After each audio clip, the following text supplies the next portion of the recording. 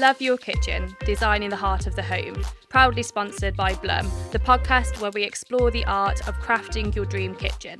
I'm your host, Faye Newman, a freelance kitchen designer with a passion for creating spaces that truly reflect the heart of the home.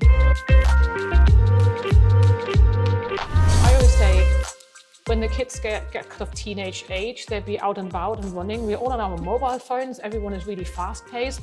Everyone stops for coffee, and you might want to quickly sit down, like here, this beautiful little breakfast bar, a couple of bar stools. You can quickly sit down and then just have a quick chat in 5 minutes. And that makes it's that 5 minutes that probably makes your day.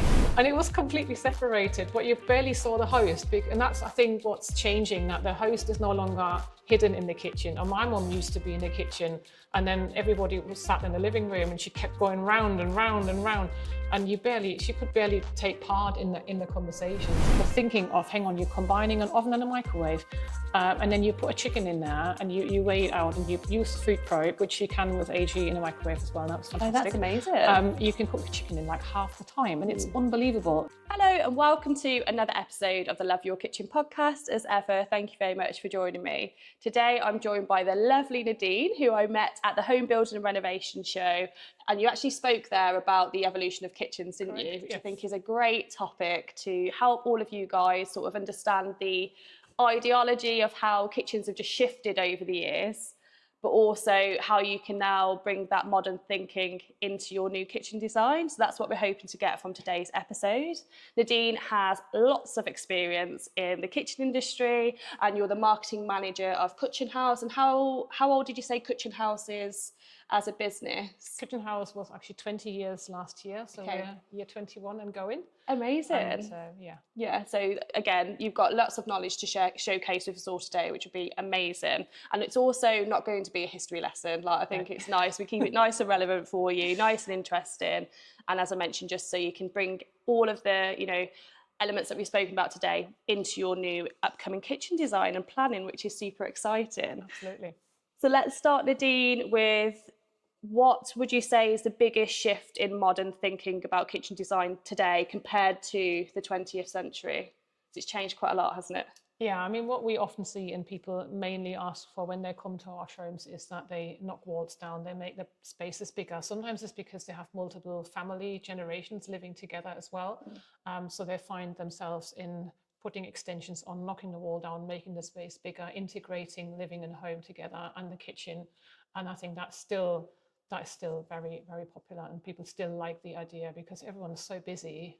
You want to bring everyone together in one place. And this is it. I think it's less about just hiding somebody away now, isn't it? Yeah. Just sort of hiding somebody away and being like, right, you need to get the chores done. And like, I suppose they used to probably have housekeeping back then, like pre-World War II, they probably had housekeeping, sort of helping them, get, or staff helping them get sort of dishes together and things. But now actually towards the end of the 20th century, we're really enjoying cooking and sort of, the food element. And that's a real sort of pinnacle part of our whole sort of daily life now. Yes, so it completely makes sense. Obviously, having everything in one room is a really great way of doing that. Equally, I think also you find that a lot more people have utility rooms separate. I mean, I'm German, and in Germany, the washing machine is not in your kitchen. And now you see that trend coming here as well, that people actually say, oh, I want that space to use it for something else. So they start having utility rooms and put the laundry out of it, have it separate, and then, have a bit more space to use it. Yeah, because you don't want your lovely sort of clean washing. It just absolutely, I could not get my head around that. Why would you do that? So that was my first impression when I came here. I was like, why would you do that? No. When did you move to the UK? 19 years ago. Okay, so you've been here a while. You've been probably using a British kitchen, and you were just a bit like, how does this work? Sadly, without a utility room. No, I completely agree from a utility perspective. I think it's, and I think probably from the UK perspective, it's like, it's just that it hasn't been like accommodated from an architectural aspect like all of those years ago. So therefore, it's not being implemented from into their homes now, which completely makes sense. So I bet that was a horrible surprise for you. Just weird. And now looking sort of on the topic of like old habits and things like that, many homeowners are still told to design the kitchen around the classic sink, oven, fridge setup, like the working triangle. But your research shows that multiple people are often using the kitchen at once now. So should listeners actually be ignoring that rule? Should they still be applying it? Like, what's your thought process on that? I always think it's bespoke to everyone. Every person is different. It's personal preference, and it's also down to the space. I think if you have a small space and you don't have a lot of options, you shouldn't ignore that, because you have to feel comfortable. And I always think if you go to a showroom and find out how spacing works, then you know, and what room space you have available, that will help you decide, can I ignore it, or do I create cooking zones or preparation zones or wet zones, or do I actually just have to stick simple and work with what works in efficiency in using it? And that's the same with people asking me, what's the space where we're sitting now? How wide do I have that? Well, open the doors and see if you still have enough space to maneuver. I think this is, it's sort of like logically thinking about it, isn't it? And it's easy for us to say because we're in the industry and we're like, why have you not thought about that? And I think there's always a panic because kitchens are such a big investment. You obviously, once your island's fitted, you don't want to be like, oh, I should have moved that sort of 50 mil forward just to gain a little bit more wriggle room sort of, or space around the island at the back, for instance. But I suppose that's where they lean on us from a knowledge sort of perspective as well. So say if somebody is sort of speaking about like cooking zones and things like that, like what are like the main ones to think about? Because naturally that would need to be, regardless of how they use that space personally, functionality wise, they are imperative. So how would you say to sort of logically think about that? We get often asked when we speak to customers, and when we do the home building shows, you've seen our stand, you've noticed that we had the hob and the sink both on the island. And one of the key questions is that what I should be doing? And I think that's where the logic comes in again. Practically, I find that cooking on the island is more appealing to most customers, because that allows you to talk to your friends and family and you can still prepare a few things. A lot of people like teppanyaki grills or have little frying, have a little barbecue in the house almost. That works perfectly fine. And with all the technology allowing you to have extraction there as well, you're good. Some people think that actually the washing up should be away. They prefer to turn away from people with their dirty dishes. I think we all use dishwashers. Again, it comes down to space. If you haven't got the space and you can't do it, you can have it both on one. You just have to have kind of the right arrangements. Your dishwasher is there, open it up, put everything in. If you have the space and you prefer to move that away, by all means, you can have the sink behind you and just cook and focus on cooking and preparation. Have lots of preparation space on the island and you're good to go. I think that's it, isn't it? Because I suppose from a design perspective, me sort of thinking, oh my God, we've got two sort of main appliances on the island. And if they're really close together, you're really going to be struggling. Like, when you're with a hob, you really want to be making sure you've got a prep space on the left-hand side. I mean, we've got at least sort of, 700 mils or where we're sat now from our venting hob to the edge of the worktop. So to me, that would be the main sort of prep space. And then where we've got a lovely sort of tray setting to the right-hand side, we've got the equal amount again. And like, that would be great if you like dishing up and, things like that. So it's sort of thinking, and it's probably just living in your existing kitchen for a bit. We mentioned this when we were just having a quick conversation prior to the podcast about when even if you've got a kitchen at the moment that you probably loathe or you're looking to extend out or whatever your setup looks like, it's really about sort of figuring out what you don't like about your existing space. Like, what is annoying you? Like, what is really, you're thinking, I absolutely cannot stand this and I need to change it for my new setup. And usually when you get those annoyances and those things that are just, you are your absolute fundamentals you need to get sorted, that's where your design will develop. And you made a great point earlier as well, like coming to see, lots of showrooms, like physically seeing different products as well, feeling it, touching it, seeing how you feel in a certain environment. We spoke about feeling and the emotion behind designs earlier. But that's such an important factor when you're saying about, everyone's now around sort of like, in the kitchen as a whole, but also from a cooking perspective, you've got your friends and family opposite. I mean, what's your thought process on sort of the psychology side of things? Like I said, to me, it's the best is to literally visit a showroom, have a look around, touch and feel, and it's having a think of who's using your kitchen. Is it just you? Is it the family? How many people are in your household? Do you have your relatives often visiting and things? People were considering, do I go handleless or do I put handles on? And then someone said to me, but my granddad, he struggles to open this because of arthritis and not being able to touch it. What can I do?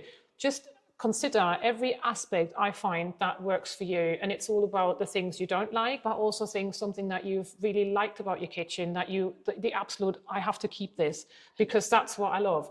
And then work your way around it and check out in your home, has anything changed? Like you would have used your kitchen 5-10 years ago. What is causing that you want a new kitchen? What's prompting you to that? Is it because you're growing bigger, or you're downsizing, or you're changing the room layout? And then what is it that you have wanted to do and that you were not able to do, but that the new kitchen will give you opportunity? If you like hosting and cooking and you like gathering around, I always say, when the kids get kind of teenage age, they'll be out and about and running. We're all on our mobile phones. Everyone is really fast paced. Everyone stops for coffee. And you might want to quickly sit down, like here, this beautiful little breakfast bar, a couple of bar stools. You can quickly sit down and then just have a quick chat in 5 minutes. Yeah. And that makes it's that 5 minutes that probably makes your day, because you had a quick chance to catch up. 100%. That is such a great way of sort of talking about that, like thinking about the purpose of the design and why you're actually wanting to change to a new kitchen is an amazing point, and I think a lot of you will resonate with that. And of course mentioned like the seating sections and things like that, because as you mentioned sort of about the fast-paced element, it's all about making it so it's completely simplified for you when in use as well. But you mentioned about the efficiency side of it and things like that, so I think those are great points that we've definitely, you know, sort of looking into, which is amazing. And going more into sort of the social hub element of the home then, it's more of a sort of theatrical performance, I feel now, in terms of it's gone with the days where cooking, as I mentioned, was somebody slaving away, whether it's a family member or, you know, as I say, like, you know, like a staff member or something like that, like years ago, them being hidden away and, you know, your beautiful food just coming out to you, you know, as you want to eat it. It's definitely about having the teppanyaki sort of side of it, like all the sizzling, all the noises that go on and making sort of more of a performance out of it. And also sort of homing in and looking at the smart technology and things like that. In your research as well, you noted that 92% of people want to use the kitchen specifically to spend time with family and friends. How has this desire for an audience changed the actual layout of a room? Yeah, that was actually part of the global kitchen study from Kutchenhaus that they did in 2017, and I think it was published 2018 or 19, and that was a study across the world with people from the industry and consumers. And they all basically, when they were asked about kitchen use, they all said, first thing, it wasn't really cooking. That was not the first thing. Maybe it's so obvious, but it wasn't the key important thing. It was about the fact that they wanted to socialize, that they wanted a place where they can quickly all get together and actually not run off. Because like I said earlier, if people are busy lifestyles, they go to the gym, the boys have football, the girls go dancing, you go to work, and then you maybe run a business, and everywhere someone has to end up, everyone will be hungry. Or if you're party people, and where does everybody end up on a party? In the kitchen, because you need a new glass or you need some more drinks. And then you end up stuck there and you're talking. That's where the real life, I think where life happens, is in the kitchen. Yeah. You know, and the best conversations, I think, is that Italians that do that happen over food.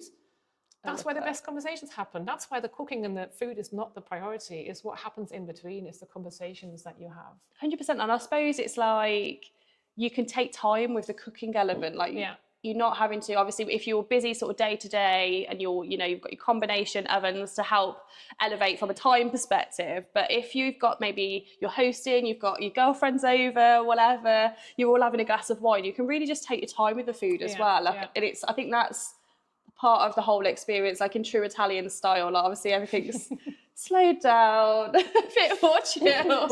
Exactly. And then sort of enjoying it from that perspective, which then just sets like a precedence for like the whole evening then, which I think is lovely. So I think that's a really great sort of way of looking at it. And I suppose from an actual layout perspective then, so say if we were to look at the design, what would be key features for that? We mentioned about hob being on the island. Yes. Is there anything else that we should be looking at? I would probably say, like we can see here, have a breakfast bar. That could be either just one run, it could just be a corner. That could be any shape, to be fair. I mean, some people question about not wanting to have, like, can we have a softer edge somewhere? You can have a round breakfast bar if you want, or like a round element there. You can have a table on the side. So even if you wanted to sit down close, you can have a table extension, which we used to have at some displays and shows, and some showrooms showcase that, because and people asking for it. Can we have that combined somewhere? Just a way, somewhere to sit down. anywhere to sit down that you can actually host on the island, and the island is perfect for that.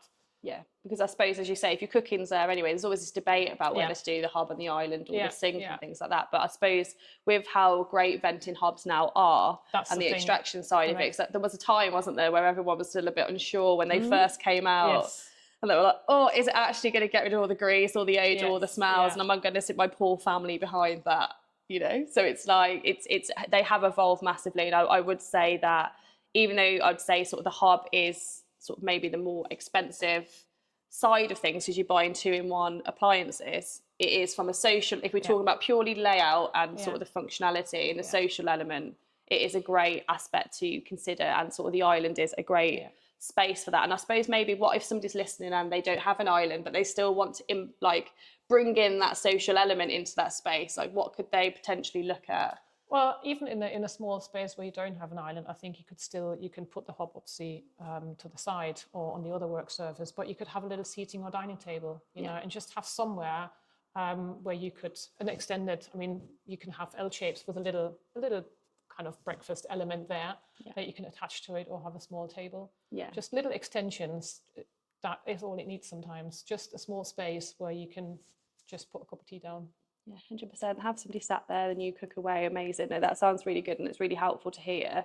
It leads us now on to sort of the kitchen island in a little bit more detail. It has effectively replaced the dining room or the dining table for families. I'll probably say it has replaced the dining room as well, in fairness. Yeah, because everything's more open now. Yeah, I mean, they even have, people still like a dining table where you can see. We've just had a beautiful customer case study that we looked at yesterday, and there was this amazing, beautiful dining table. But still, this is where you then actually sit down for an evening meal when you have everybody there.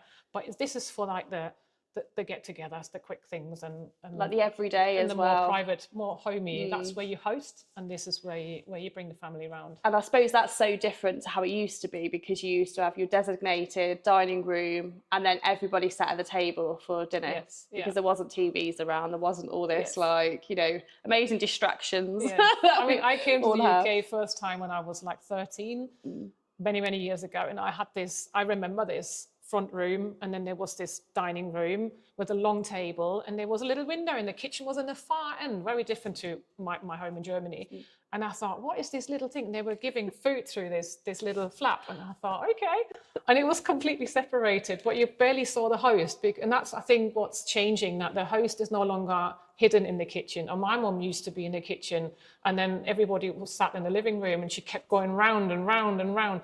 And she could barely take part in the conversations, and in her own guests, you know, taking part in the event, because she was busy running to the kitchen. That's so true, and it's such a shame, because I suppose if you've got a passion for cooking and you're the best cook in the house, you're sort of thinking, oh God, I've pulled the short straw now because I've just shoved in the kitchen space. Yeah. But it's true, and I think, you know, a lot of English homes are still separate. I'm interested to know, what was your German family home like the setup, then how was it different to the separate rooms and hatch setup?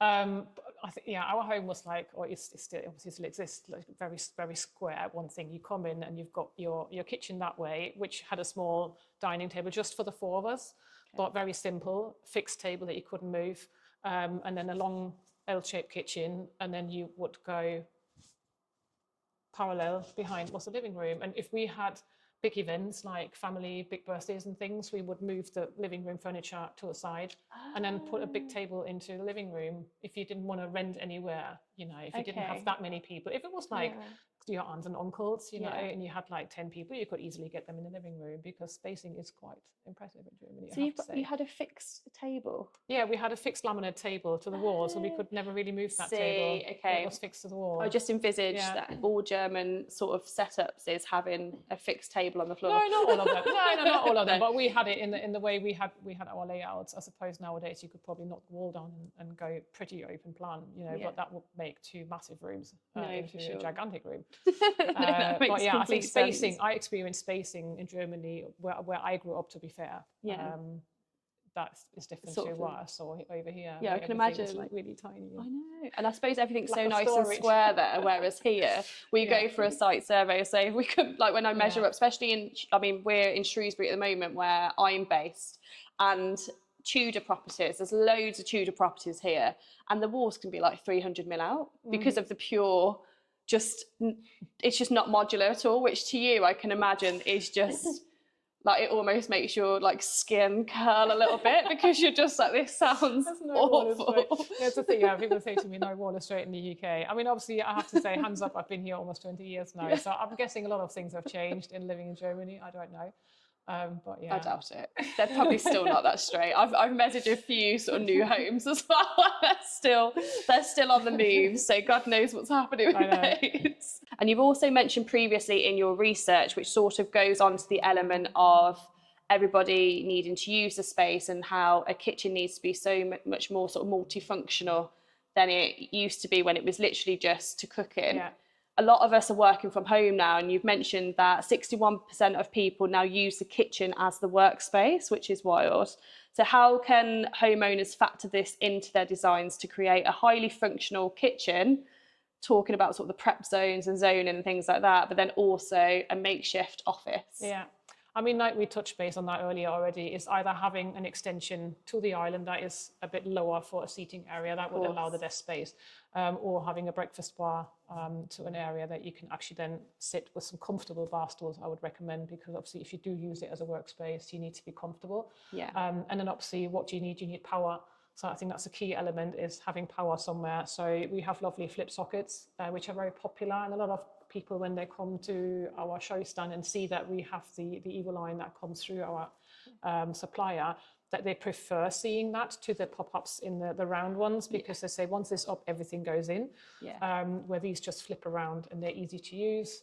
Yeah, they're quite discreet, aren't they? Which I think is quite nice. And they don't actually affect too much of your cabinet below. It's just very little. I mean, there's obviously things like S-Box Stratford, which is amazing. And I met with the guys there to see how they're made. So if you want that clean finish that you can't tell that it is a socket, then that's absolutely go-to, because they use a piece of your work surface to match that. But I think power is important equally for cooking anyway. So, you know, if you want blenders and things, or charge your phones, you know, or look at recipes and have assisted cooking things going on. You know, you want to watch a YouTube video on how to best prepare the next curry. Watch the snack while you're cooking. Yeah, so you want that. You want a bit of technology and sockets, easy to access and easy to use and safe. I think sockets as well is such an afterthought, yeah. But especially with a kitchen island. So say if we are going to your setup where you mentioned about the exhibition, where you've got a beautiful big island, you've got your cooking setup as well as your sort of clean up space and your sink. You like where, you know, 2 sockets there, you're probably going to need a lot more, because if you've got, say, as you mentioned, your mixer on the go, you've got, you know, you're trying to charge your phone, you're trying to do all these elements, you've got to at least have like 4 or 5 accessible sockets in that one space, I would say, if that's your main worktop workspace, unless you've got sort of like your toaster and things within a cupboard, which again is really popular now, hiding everything away. So that's a really good point to talk about. And as you say, the EVO line element is, and cool. There's some really nice finishes on those now as well, isn't there? Because back in the day, it was literally just like black gloss, white gloss, and stainless steel, wasn't there? There was just the 3, but now there's loads of different. There's loads. I mean, again, if you have too many, you don't have to have them all there. A lot of people have them to the sides as well. You know, if you have a bit of an extension, then you can hide them on the sides. And usually people like to have lighting at their islands, so there is power, and you have your hob there, so there's power, and very like the dishwashers. Power is there, use it, you know, so you have already everything in place. And I think considering these things also shows, and it's one point I cover in the talk as well, how important it is to work with the architects early. If you do extension building and that kind of stuff, you said that in one of your podcasts, and I like that, because you highlight the importance of getting things talked about early, get the right people involved early, bring the architects round, because all they know is where they think sockets and wires need to go. But if you are not 100% sure yet, and the architect wants to get going, they need to know, like you know said as well, where does all the wiring need to go? So you need to have a plan and be ahead of the game. Yeah, 100%. And I think this is why I'm loving this platform. Obviously, speaking to guests like yourself, who's a complete expert in their field, it's making you guys at home aware that is the best case scenario. And it's not to be like to start you stressing earlier on or anything like that. It's to just allow you enough time to digest, like really think about how things are going to work, because then that's what will build the best design for your space. So I think that's an amazing point to make from that perspective. We've also touched a little bit on open plan living, but let's go a little bit deeper into that, because your research says that 82% of homeowners want an open plan kitchen adjoining their living room. But the biggest fear homeowners have is, I don't want to obviously sit on my sofa, see my dirty dishes, see my toaster out on the side. So how can homeowners find a balance between having a social open plan element, which we've mentioned is so important, but also hide that horrible mess? Well, like we said, in the idea of how much space do you have available, if you don't want it too messy, put the sink away. Some people actually have show kitchens. They create a kitchen just to make it look beautiful and to host, but the actual cooking takes place in the hidden secret doors that look like kitchen doors, and then you walk through there, and that's where the magic happens. You could, if you have the space, by all means, that's the way to go. I also think that when you look at the appliances, regardless which ones, all of them, this is Neff showing here, we have AG, they all work in similar, they all have a function, and they're so functional now, and they're so well developed that they take a lot of cooking off your hob anyway. So there is assisted cooking functions with food probes and programs. You don't have to worry about it anymore. Most of the cooking can happen in the oven, which keeps the island clean. So there's only limited things happening there, which I think makes it. If you have a good dishwasher, just get everything straight in there. Open it. The dishwasher is around you. Just use it straight away. That saves you from having to have too many things going on in the sink. And I think that's how you can balance that quite well. 100%. I remember seeing a cooking demo where they cooked rice in the oven, and I was just like, this is wild. I was like, how are we cooking rice in the oven these days? But as you say, it's a really great point that freeing up your hob and, freeing up that social element and allow sort of all the messy sort of maybe basic stuff to happen sort of behind the scenes, behind the door of the oven, again, separates that and allows that to be a little bit more of a cleaner space. And I think as well, just making sure that your kitchen's uncluttered. And I know this is sort of maybe quite a touchy subject to sort of showcase, but if everything's in the right place, everything just works a little bit more seamless. So then if you have got dirty dishes and things like that, if the dishwasher's obviously empty, you can just rinse those, put those in straight away, like hide that element, or maybe go for like a really big bowl sink so you can almost hide everything in, and while you maybe sat down and then go back to it a little bit later. So I think that's a really good point to make. And as you mentioned about smart technology and how that's just evolved. What about if you've got somebody listening that's a bit like, I love the idea of the smart technology, but I'm just a bit like, am I actually going to know how to use it? Like, what's your... I would say trust the appliances. Yeah. And we've just had a launch event in Kutchenhaus Froome on Saturday, and I went down and it was fantastic. We had live cooking going on, and people were literally blown away because we were using both appliances. We had things going on the hob. We made pasta dishes, and then that's where people can actually see things in action. I always say, if you go to a showroom, especially like Kutchenhaus, they have at least one fully working display where you can literally play with it, try it out, find out for yourself, see how strong the extraction is, if it's like here the vented or if it's a downdraft. Again, it's all about preference. Some people like to have the full zone and nothing in the middle that distracts it, and you can move pots and pans around. But others prefer to have a shield behind, which is then the downdraft, because they have this perception, just in case something spills, it will Chopped spill tomatoes over. goes on their guests. How often does that happen? And others like the idea of just having everything go straight down. And again, it's a spacing thing as well. How much space does each of these two options take away? Trust the appliance. I mean, they are so incredible nowadays. People worry about, what if something boils over and it creates a mess? Well, there's actually certain actions in the hob that prevent that, because they have certain sensor technology in there that if the pot comes close to boiling over, it will start shaking, and it senses that and it reduces the temperature. The hobs are now, the venting solutions are so clever now that they also adjust in some models how much is required to deal with your cooking, and it will automatically adjust the amount of suction. And it's just brilliant. Just have a play. I always say you have nothing to lose. If you go to a showroom, especially Kutchenhaus, you have nothing to lose. You can go in and you can try things out. and then you know if it works for you or not. 100%. And I think as well, like this is across the board with like all appliances. So it's not just like specifically Neff, like everybody has massively upped their game from just the fan oven and fan with grill function. And it's, even if maybe you're sort of thinking, oh, you know, I won't use all of those settings, if there's one setting that will make it easier for you, and it automates your process, makes it more efficient, makes your cooking better, the overall experience from the cooking perspective, the tasting perspective, the hosting perspective is all enhanced. Yeah. I don't know whether this is just the English way, but we seem to make it massively harder for ourselves and have lots of different freestanding appliances everywhere. I don't know whether that's the same that resonates in Germany, because obviously then we've got to think about a space for all of those. But actually, if you think about it from this perspective, you can do that. You can do it. So I don't know. I mean, we had when people come to the show and they see what ovens we have, and we had AG microwave oven combination on display. And when we do launch events, then obviously when these appliances are in use, it's the best way to demonstrate that the kind of the thinking of, hang on, you're combining an oven and a microwave.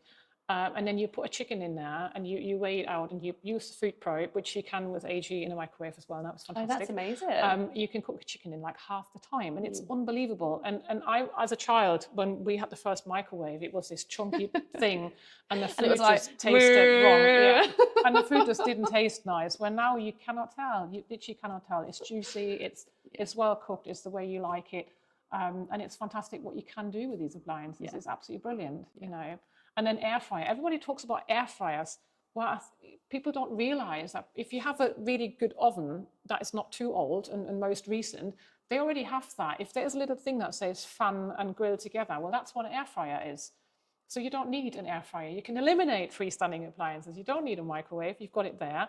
You don't need an air fryer. It's already integrated. Some actually have functions that now say on the display air fryer, just because the demand was there. But it probably was there already anyway, hidden. Yeah, it's true. And I think this is it. It's just the education. I think it's, and then when this is why going into showrooms, going to cooking events, like there'll be I promise you, like locally, there's probably something going on, like a cooking event in like a few weeks' time or whatever, where you can actually go, see how the experts use that. And even maybe if it's a brand that's, you know, not aligned with, or maybe one that you haven't used before, just try it, see what you think. And then if there is a certain brand that you're used to, see if they've got a function similar. Trust in the process, trust in the appliance, because you might not want, you know, AI or any sort of, you know, super smart techie functions in everything. You might just want it in your oven, if you're a keen baker, or if you like to cook certain foods. And then that's how your kitchen will evolve and become really tailored and personalized to you, which is great. So I'm so happy we've spoken about that point as well.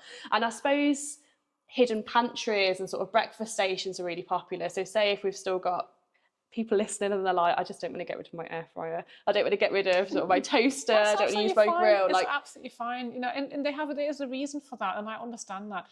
Some people said to me, but then I have it's the whole oven that I need to warm up, and the air fryer is just there. But then our question say, if you have 20 people there, which one are you going to use? That air fryer or the freestanding? Because the freestanding, you have to make 5 portions. It's like these coffee pot machines. Don't get me started. You know, it takes forever, and then you want 5 cups of coffee. Well, your party's over by the time you made those 5. And coffee pots are not sustainable, so I don't like that. You know, so just think what makes most sense. And if you want to have one small, yes, you can have lovely timber units. Bring it up, have a pull-out shelf there, put it there, socket in the back. We do that in the office for the toaster. Perfect. You know, you bring it out, and then you're done, and it's gone. And I suppose it's all about that. The modern way of thinking from a design perspective is just not necessarily to hide it all away, but just keep it clean and tidy. Keep it clean, keep it tidy. And it's back to the organisation side of it. So really thinking, what am I going to store where? How do I use it? Like thinking about the accessibility element of it as well, like the ergonomics, like that's massively prevalent. And this is a topic that you know very well. But you know, having to bend down and then, you know, you get a pain in your back and all these, you know, these elements. It's thinking, if you've got sort of something heavy, like can you put that at surface level so you can literally just drag it out? So therefore your kitchen is evolving with you with age, and it's all of this, and it sort of sounds a bit overwhelming sometimes, doesn't it? When we talk about I know, but that's what I say. In the showroom you have the chance to literally look closer, and when people ask us questions of what should I do, I said, we're like a kid. You'd be a kid in the candy shop when you come in here. Our sales manual, the options you have is like, I think it's 5 kilos if you have the printed version. There's so many options. it's crazy, you know. Well, that's just a catalogue. Yeah, the product manual. Yeah, it's literally a big ring binder, about 5 kilos is that thick, with all the different units that you can have and you can design. It is overwhelming, but that's why I think it's always good to speak to an expert, to and have like a wish list, like you said at the beginning. What do you like about your current kitchen? You probably bought a house with a kitchen in it, so you're used to that, and now it's your chance to have a clean canvas, start afresh, and then you can play with it. Yeah, it's all really fun actually when you think about it. Yeah, that's why I like it, you know. Yeah, no, definitely. And also as well, like talking about the open plan element of it. And yes, you've got the practicality aspect of hiding everything away, but also we're finding now that colour tones and, you know, it's going away from like the grey, you know, grey colours and more towards like warm woods and warmer tones, like almost kitchens that look like pieces of furniture as opposed to the built-in look. So what's your sort of take on this, especially maybe if somebody's listening and they're looking at it from a resale perspective, like if they really like the look of the non-furniture or like built-in look, but then they're worried actually, you know, if I sell the house in 10 years time, is it still going to look, you know, is it going to resonate? Will people, you know, still really like that aspect? Like what would be your take from a design perspective of that?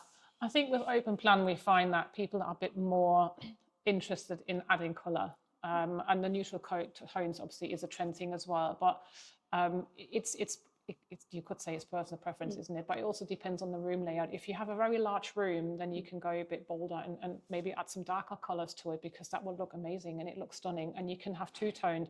You go darker on the tall units and maybe lighter on the islands. We did that last year at the shows, and we sold the displays a lot of times, and people saw the combination, and that gives them the inspiration to say, actually, do you know what? I really like that, and I hadn't thought about that. And it is still I think the simplicity is what makes it more timeless. So it doesn't necessarily depend on the color anymore, because there's not much going on. There's not much cluttering, and, you know, and that allows it to be simple. Yeah.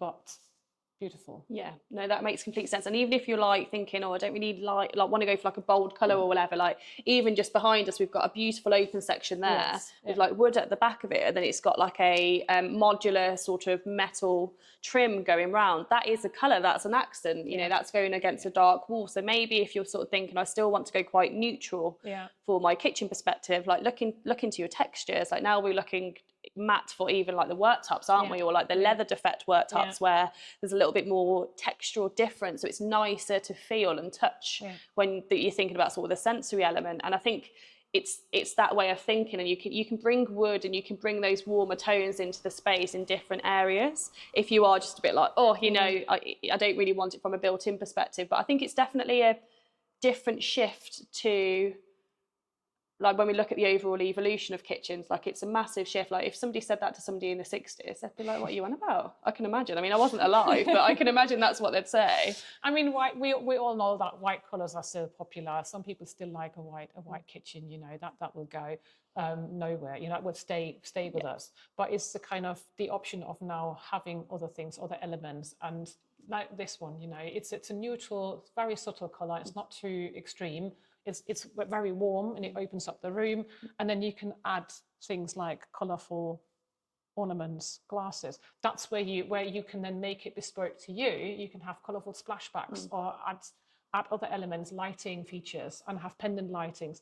And I think if you then sell the house on, that's the things you might take away, where the neutral tone stays and the next person can add their colours to that probably match quite well. And it could be a completely different shade, but it will still work. Yeah, for sure. No, I think that's, and that's a really, I think if you are uneasy about that, and it's you're looking at a few shades of the same colour thinking, I really don't know what colour to go for.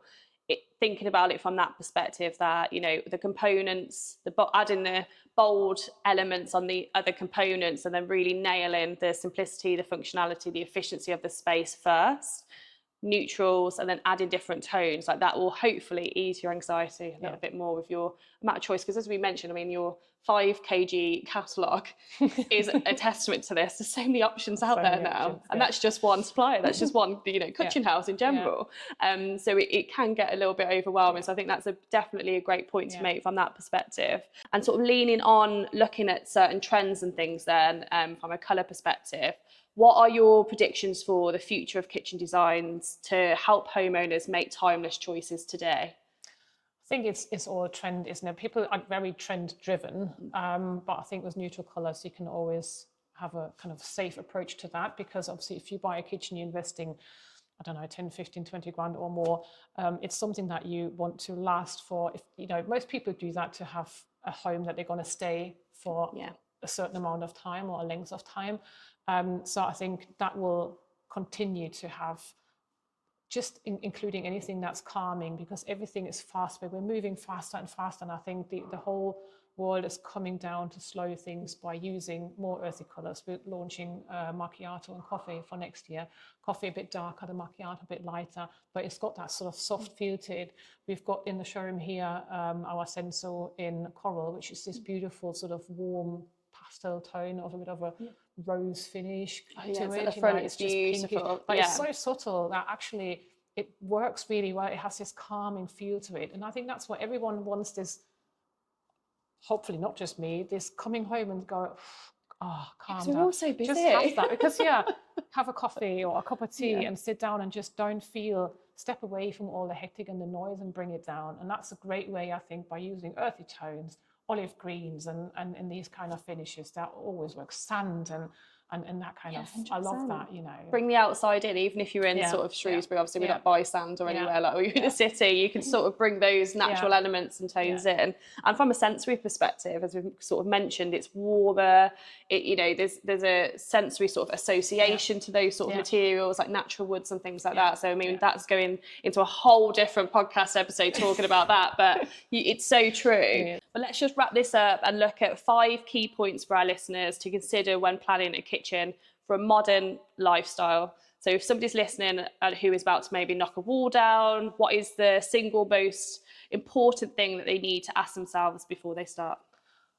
I would say is, how do you want to use it? You know, what space do you have and how do you want to use that space? That's important. I also think that's often overlooked is lighting. What lighting do you have? What natural lighting do you have for the kitchen, which then will also help choosing the right colour. And I think CAD designs in showrooms, the tools that designers use are so sophisticated as well. Now they can literally replicate the room and make it kind of authentic, that you visualize that, and then you can implement, oh, I've got windows here, and how does that going to work? So the lighting, I think, is very, very important. And obviously what appliances, how are you going to use your kitchen? Is there going to be a lot of cooking? Is there a lot of hosting going on? Or is it just you and your family? Do you need, that will then define how many additional things do you need, seating, or how many chairs, how big is the island, is the spacing? So it's all these, how many have we got now? 3. So we're on 3, so we're on purpose, lighting, multifunctional aspect. And the multifunctional aspect. What else? 2 more. Oh, 2 more. What else have we got? Obviously, what kind of, how do you want to use, how you going to have storage? Where's your storage? You know, where's the storage units? And do you have the space to go up? Do you have hidden pantries? Again, that's the thing. Probably the question, handle or handleless. And what gadgets are you going to use, you know, because that's where you then start, because, well, you know, use the appliances first. Where's your cooling, your storage? And that sort of thing. No, amazing. No, that sounds, they're 5 quick points, but definitely things that we've sort of, you know, they are fundamental to making sure that firstly, it always needs to be functional, your kitchen design, purposeful, as you've mentioned. Obviously, storage is a massive one, because we just all have endless amounts of, you know, items that we've collected over the years and they've just been shoved in a drawer. You know, the smart tech, as we've mentioned, and, you know, just in general, it's about layering the different decision making in different times, and that's where you can sort of lean on to experts, or like the podcast like this, which we hope is just, you know, really helpful for you, and it helps you achieve the kitchen of your dreams that you've been sort of imagining for so many years. So no, I've really enjoyed today's conversation. Absolutely, so thank you so much for coming on the show and listening to us. Thank you for taking the time to watch this video today. If you have liked what we have spoken about, why not like and subscribe to this YouTube channel. Also, what you can do is click on the notification bell to keep yourself notified of all the new content to come.